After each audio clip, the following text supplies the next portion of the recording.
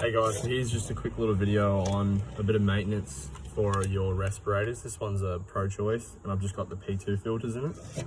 So after you use it, or I guess before, if you want, just give it a bit of a blow.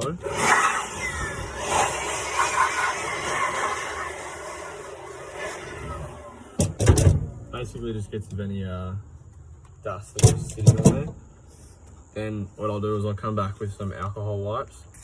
I've got just the KFC ones because someone's got a need for a bit of dirty bird. You can also use the just straight alcohol and a rag or something like that. Basically, if I can get this undone, what I'm going to do is just wipe the inside of the mouth where it sits on your face, just so it's not all shit in there, and then just in there as well. Get all up in there.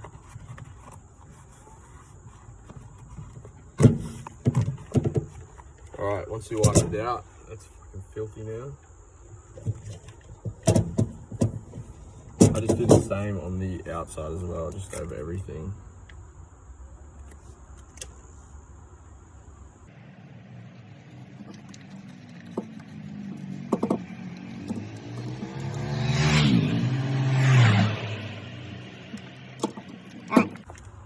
There you go, and that's how you clean your respirator.